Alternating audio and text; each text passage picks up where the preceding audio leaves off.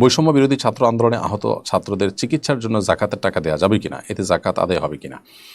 বৈষম্য বিরোধী ছাত্র আন্দোলনে আহত ছাত্রদের বা আহত মানুষদের চিকিৎসার জন্য আমরা সুন্নাহ ফাউন্ডেশন থেকে জাকাতের অর্থ প্রদান করছি।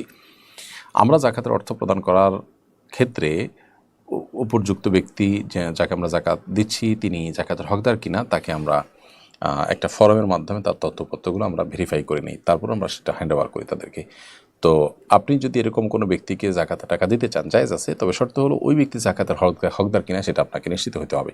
অনেক লোক আছেন যিনি জাকাতের হকদার নন, আহত হয়েছেন। টাকার নিড এক জিনিস আর জাকাতের হকদার আরেক জিনিস। যে টাকার নিড আছে বলেই জাকাতের হকদার এমনটা হওয়া জরুরি না। এমন হতে পারে যে টাকার নিড আছে কিন্তু আসলে তার কাছে আরও অনেক টাকাও আছে, তো ঋণমুক্তভাবে তার জন্য তার কাছে যদি এই পরিমাণ টাকা থাকে, যে পরিমাণ টাকা থাকলে জাকাত আবশ্যক হয়ে যায়, অথবা ঋণমুক্ত আছেন এবং তিনি যে উপার্জন করেন তাতে তার দিন চলে যায়, আপাতত যে অসুবিধাটা হয়েছে এটা ওভারকাম করার মতো টাকাও যদি তার থাকে তাহলে তিনি জাকাতের হকদার না। হ্যাঁ, যদি এমন হয় যে তার দিন চলে যায় কিন্তু এই চিকিৎসার ব্যয়ভার বহন করার ক্ষমতা তার নাই, তাহলে তাকে আপনি জাকাতের টাকা দিতে পারবেন। তো খোলাসা কথা হলো, এ ধরনের মানুষকে আপনি জাকাতের টাকা দিতে পারবেন, কিন্তু অভাবী, নিজের চিকিৎসার ব্যয়ভার বহন করার ক্ষমতা নেই এমন হতে হবে, তাহলে জাকাতের টাকা দিতে পারবেন।